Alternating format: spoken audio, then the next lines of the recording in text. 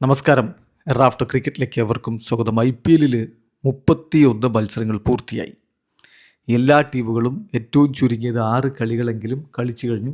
7 കളി കളിച്ച 2 ടീമുകളുണ്ട്, SRHും KKRും. അതായത് നമ്മൾ അടുത്ത പവർ റാങ്കിങ് അവതരിപ്പിക്കാൻ സമയമായി എന്നർത്ഥം. 6 റൗണ്ടുകൾക്ക് ശേഷമുള്ള പവർ റാങ്കിങ്, അതായത് 7ാം എപ്പിസോഡ്. നിങ്ങൾക്കറിയാം, ഓരോ റൗണ്ടുകൾ കഴിയുമ്പോഴും നമ്മൾ പവർ റാങ്കിങ് അപ്ഡേറ്റ് ചെയ്യാറുണ്ട്. അപ്പോഴുള്ള ടീമുകളുടെ പെർഫോമൻസും അവരുടെ താരങ്ങളുടെ അവൈലബിലിറ്റിയും ഇനി അവർക്കുള്ള മത്സരങ്ങളും ഒക്കെ പരിഗണിച്ചുകൊണ്ട് സമഗ്രമായി അപഗ്രഥിച്ച് നമ്മൾ അവതരിപ്പിക്കുന്നതാണ് ഈ പവർ റാങ്കിങ്. ഒരിക്കലും അത് പോയിൻ്റ് പട്ടികയല്ല. എന്നാൽ ഇപ്പോൾ മത്സരമൊക്കെ പകുതി പിന്നിട്ടത് കൊണ്ട് പോയിൻ്റ് പട്ടികയോട് വളരെ സാമ്യതയിൽ പവർ റാങ്കിങ് വന്നാലും അത്ഭുതപ്പെടേണ്ടതില്ല. കാരണം ടീമുകളുടെ പ്രകടനത്തിൻ്റെ സ്ഥിരത ഏതാണ്ട് വ്യക്തമായി കഴിഞ്ഞ സ്ഥിതിക്ക് പോയിൻ്റ് പട്ടികയിലും അവരുടെ വിജയസാധ്യത കൃത്യമായിട്ട് റിഫ്ലക്റ്റ് ചെയ്യുന്നുണ്ടാവും. കഴിഞ്ഞ 5 വർഷക്കാലമായിട്ട് നമ്മൾ പവർ റാങ്കിങ് അവതരിപ്പിക്കുന്നുണ്ട്. IPL പവർ റാങ്കിങ് നിങ്ങൾ നല്ല രൂപത്തിൽ സപ്പോർട്ട് ചെയ്യുന്നു, സന്തോഷം.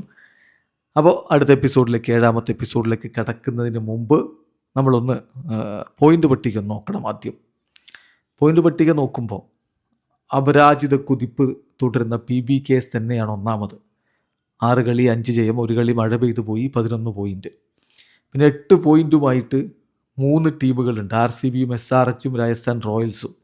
അതിൽ SRH 7 കളി കളിച്ചിട്ടുണ്ട്. നെറ്റ് റൺ റേറ്റിൻ്റെ അടിസ്ഥാനത്തിൽ RCB 3, RCB 2, SRH 3, RR 4 ഇങ്ങനെ നിൽക്കുകയാണ്. പിന്നെ 2 ടീമുകൾക്കാണ് 6 വീതം പോയിൻറ്റുകളുള്ളത്, DCക്കും GTക്കും. നെറ്റ് റൺ റേറ്റിൻ്റെ അടിസ്ഥാനത്തിൽ DC 5ഉം GT 6ഉം നിൽക്കുന്നു. 3 ടീമുകൾക്ക് 4 വീതം പോയിന്റുകളുണ്ട്, MIക്കും CSKക്കും LSGക്കും. നെറ്റ് റൺ റേറ്റിൻ്റെ അടിസ്ഥാനത്തിൽ MI 7, CSK 8, LSG 9.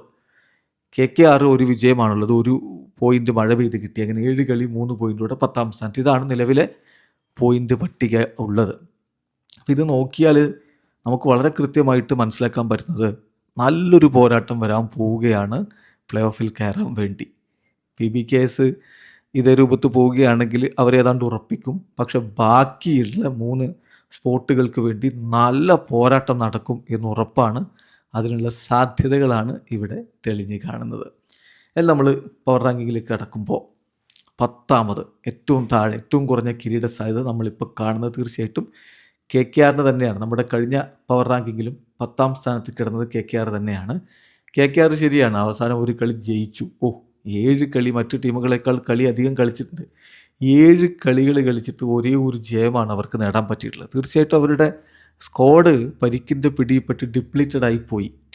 ഈ ഓപ്ഷൻ്റെ സമയത്തൊക്കെ വലിയ രൂപത്തിൽ തുകയൊക്കെ ചിലവഴിച്ച് വന്ന ടീമാണ്.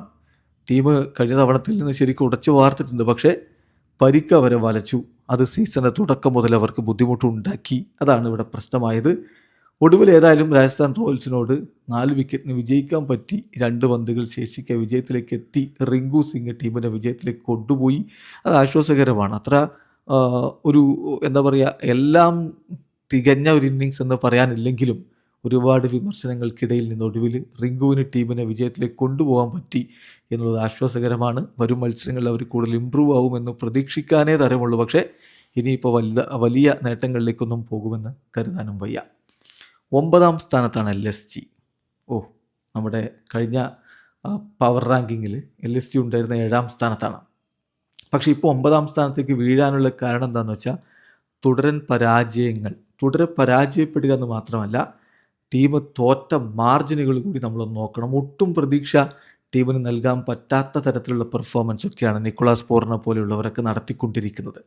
ഇപ്പോൾ PBKസിനോട് അവർ കഴിഞ്ഞ കളി തോറ്റത് 54 റൺസിനാണ്. അതിനു മുമ്പ് RCBയോട് തോറ്റത് 5 വിക്കറ്റിനാണ്. അതിനു മുമ്പ് GTയോട് തോറ്റത് 7 വിക്കറ്റിനാണ്. തുടരെ 3 കളികൾ പരാജയപ്പെട്ട് നിൽക്കുകയാണ്. PBKസിനെ സംബന്ധിച്ചിടത്തോളം അവരിപ്പോൾ തട്ടുപൊളിപ്പൻ ഫോമിൽ നിൽക്കുന്ന ടീമാണ്, സമ്മതിച്ചു. പക്ഷേ LSGയുടെ ബൗളിങ്ങിനെ അവരെടുത്തിട്ട് അലക്കുകയായിരുന്നു. വളരെ അനായാസം അടിച്ച് കളിക്കുന്ന താരങ്ങളെയാണ് നമ്മൾ കണ്ടത്. പ്രിയാൻ ഷാരിയും കൂപ്പർ കനോലിയും ചേർന്നുകൊണ്ട് LSGയുടെ ബൗളിങ്ങിനെ എടുത്തിട്ട് അമാനമാടി.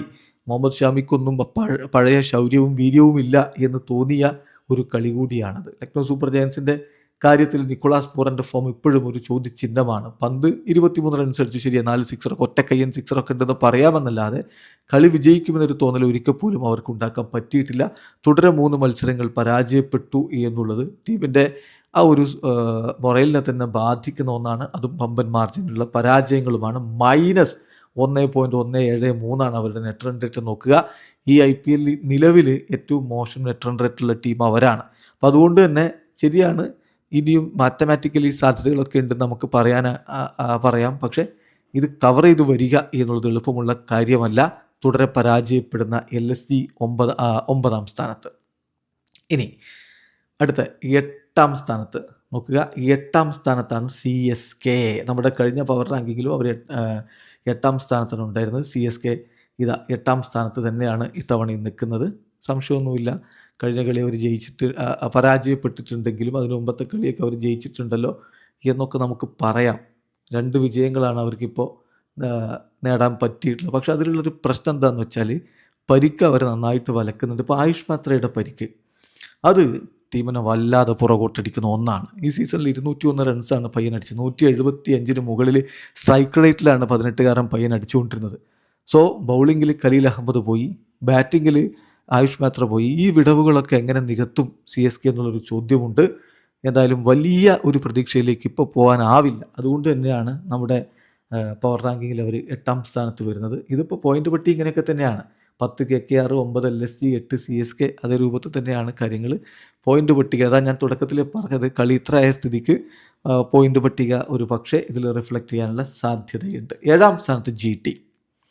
7ാം സ്ഥാനത്ത് GT. അപ്പോൾ GTയുടെ കാര്യത്തിൽ നോക്കുക, നമ്മുടെ കഴിഞ്ഞ പവർ റാങ്കിങ്ങിൽ അവർ 5ാമതുണ്ടായിരുന്ന ടീമാണ്. അവർ 7ാം സ്ഥാനത്തേക്ക് വീഴുന്നു. അതിൻ്റെ ഒരു കാരണം MI മുന്നോട്ട് കയറി എന്നുള്ളത് തന്നെയാണ് പ്രധാനപ്പെട്ടൊരു കാരണം എന്ന് നമുക്ക് പറയാനുള്ളത്.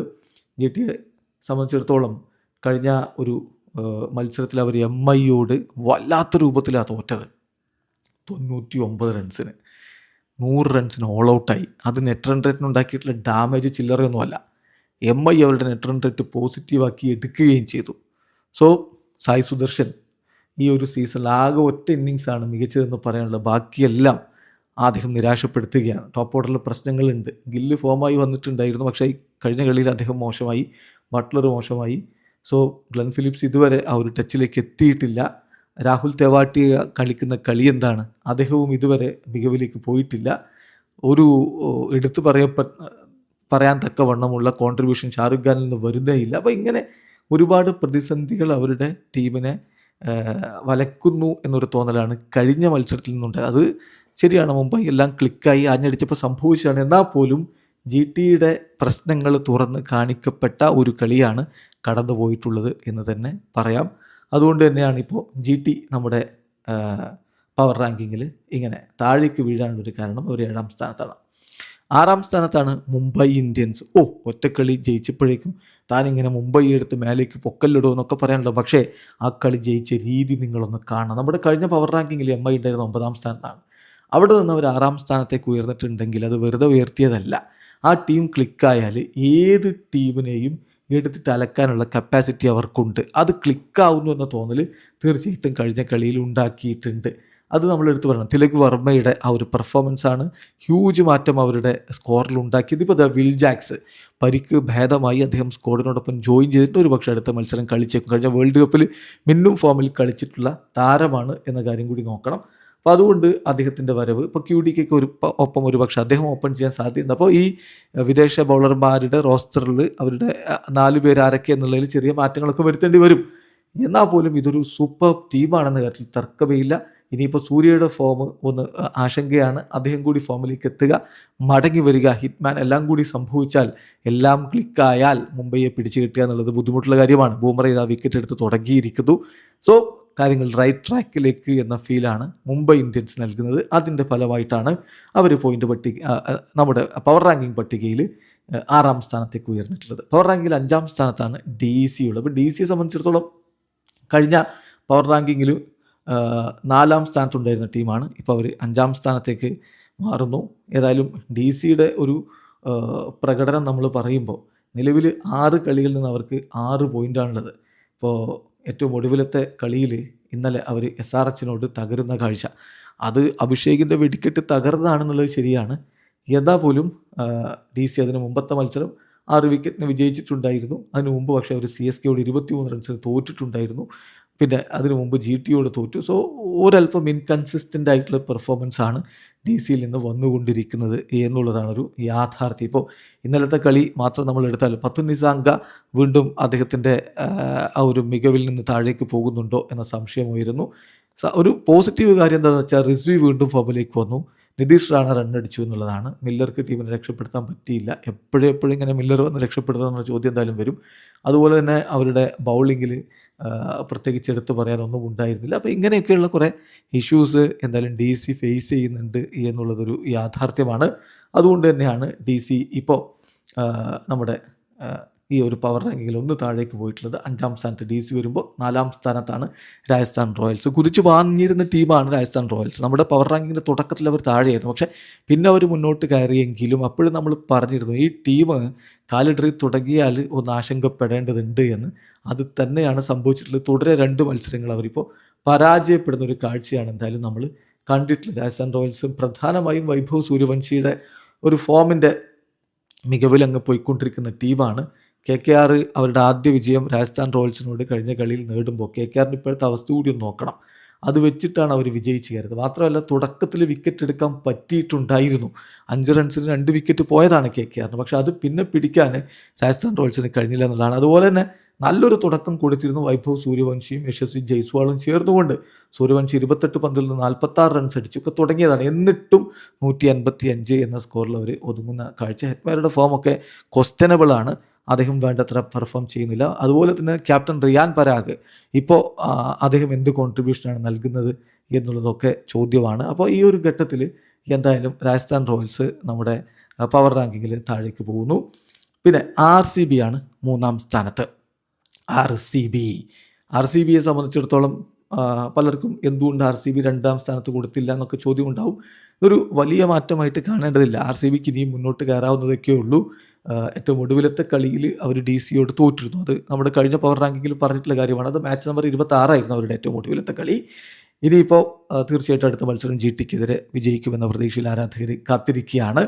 RCBയെ സംബന്ധിച്ചിടത്തോളം പ്രധാനമായും അവർക്ക് കളിക്കാനുള്ളത് അവരുടെ ഓപ്പണിംഗ് കൂട്ടിയിട്ടുള്ള ഫിൽ സാൾട്ടും വിരാട് കോഹ്ലിയും നൽകുന്ന ഒരു തുടക്കവും പിന്നാലെ പട്ടിദാറും ദേവദത്ത് പടിക്കലും ചേർന്ന് മധ്യനിരയിൽ ഉണ്ടാക്കുന്ന ശക്തിയും പിന്നെ ടിം ഡേവിഡിൻ്റെ വെടിക്കെട്ടും. ഇതാണ് അവരുടെ ഒരു പാറ്റേൺ. അപ്പോൾ ഇതിൽ വലിയൊരു സ്കോറിലേക്ക് തുടക്കത്തിൽ പോകാൻ പറ്റിയില്ല. കോഹ്ലി മോശമല്ലാതെ തുടങ്ങിയിരുന്നു എന്നുള്ളത് ശരിയാണ്. പിന്നാലെ വന്ന പടിക്കലിനോ പട്ടിദാറിനോ പഴയ പോലെ അക്സലറേറ്റ് ചെയ്യാൻ പറ്റിയില്ല. അങ്ങനെയൊക്കെ വന്നിട്ടുള്ളൊരു വീഴ്ചയാണ്. എങ്കിലും ഈ ഒരു തോൽവി വെച്ച് നമ്മൾ അവരെ എഴുതി തള്ളേണ്ട യാതൊരുവിധ കാര്യവുമില്ല.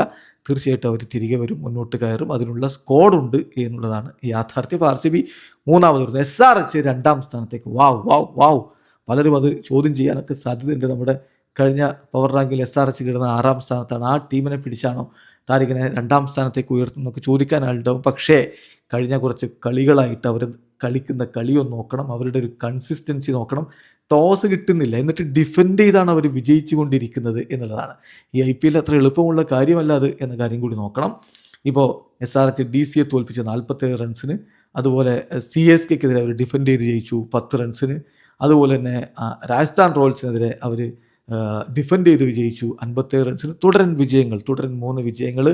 അവരുടെ ഓരോ ഘട്ടങ്ങളിലും അവർ ഓരോ തരത്തിലുള്ള താരങ്ങൾ വെച്ചാണ് വിജയിക്കുന്നത്. 4 വിജയങ്ങൾ അവർ നേടുമ്പോൾ 4 വ്യത്യസ്ത പ്ലെയർ ഓഫ് ദി മാച്ച് പുരസ്കാരങ്ങളാണ് നേടിയിട്ട് നോക്കുക. അപ്പോൾ ഇന്നലെ തീർച്ചയായിട്ടും അഭിഷേക് ശർമ്മ അതുപോലെ ഇസാൻ മലിംഗയുടെ ഓരോ കളിയിലുമുള്ള ഇമ്പ്രൂവ്മെൻറ്റ്സ് ഒന്ന് നോക്കണം. ബൗളിങ്ങിലായിരുന്നു അവർക്ക് പ്രശ്നങ്ങളുണ്ടായിരുന്നു, അത് പരിഹരിക്കപ്പെടുന്നു. ഇനി ഇതാ പാറ്റ് കമിൻസ് ടീമിനോടൊപ്പം ജോയിൻ ചെയ്യുന്നു. അപ്പോൾ ഇതെല്ലാം കൂടി ചേരുമ്പോൾ അവർക്ക് പോസിറ്റീവാണ് മുന്നോട്ടുള്ള പോക്ക് എന്നുള്ളത് കൊണ്ട് അത് പരിഗണിച്ച് തന്നെയാണ് നമ്മൾ ഈ 2ാം സ്ഥാനം കൊടുക്കുന്നത്. ഒന്നാമതോ അത് പിന്നെ ചോദ്യമില്ലല്ലോ.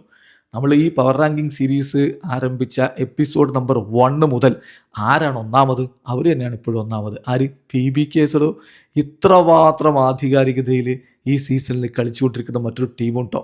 നമ്മുടെ ആ ഒരു നിരീക്ഷണം കറക്റ്റായതിൽ വലിയ സന്തോഷമുണ്ട്. തുടക്കത്തിൽ നമ്മൾ PBKS 1ാം സ്ഥാനത്ത് കൊടുത്തപ്പോൾ ഫസ്റ്റ് എപ്പിസോഡിൽ ഒരുപാട് വിമർശനങ്ങൾ, ഒരുപാട് ചോദ്യങ്ങൾ നമ്മുടെ നേർക്ക് വന്നിരുന്നു. അത് വെറുതെ കൊടുത്തതല്ല എന്ന് തെളിയുന്നതിൽ വലിയ സന്തോഷമുണ്ട്. കളിച്ച കളികളൊക്കെ ജയിച്ചു. ഒരു കളി മഴ പെയ്തു പോയി എന്നത് ഒഴിച്ചാൽ ബാക്കിയെല്ലാം അവർ വിജയിച്ചു എന്നുള്ള കാര്യം നോക്കുക. ഏറ്റവും ഒടുവിലത്തെ കളിയിൽ അവർ LSG 54 റൺസിനാണ് തകർത്തിരുന്നത്. അവരുടെ ബാറ്റർമാർ ഒന്നിനൊന്ന് മെച്ചമാണ്. അപ്പം കഴിഞ്ഞ കളിയിൽ പ്രഭ്സിമ്രാൻ ഗോൾഡൻ ഡക്ക്, പക്ഷെ അതിനു മുമ്പത്തെ കളിയിലെ പ്രകടനമോ? ആര്യ കഴിഞ്ഞ കളിയിൽ പൊളിച്ചടുക്കി. കൂപ്പർ കനോലി സൂപ്പർ കനോലിയായി വീണ്ടും അവതരിക്കുന്നു. അയ്യർ കഴിഞ്ഞ കളി മോശമായെങ്കിൽ അതിന് മുമ്പത്തെ കളികളിലെ കൺസിസ്റ്റൻസി ഒന്ന് നോക്കണം. സോ എല്ലാം കൊണ്ടും പെർഫെക്റ്റ് ആണ് ഈ ടീം എന്നുള്ളതാണ് യാഥാർത്ഥ്യം. 1-ാം സ്ഥാനത്ത് വരുന്നത് PBKS ആണ്. ഇതാണ് നമ്മുടെ ഏറ്റവും പുതിയ പവർ റാങ്കിങ്. നിങ്ങൾക്ക് വ്യത്യസ്ത അഭിപ്രായങ്ങൾ ഉണ്ടാവും, കമൻറ്റ് ബോക്സ് രേഖപ്പെടുത്താം. വളരെ പെട്ടെന്ന് ചുരുക്കി പറയാം. 1 PBKS, 2 SRH, 3 RCB, 4 Rajasthan Royals, 5 DC, 6 MI, 7 GT, 8 CSK, 9 LSG, 10 KKR. Video അവസാനിക്കുന്നു. ക്രിക്കറ്റ് ലോകത്തെ കൂടുതൽ വിശേഷങ്ങളുമായി റഫ് ടോക്സിൽ എത്താം.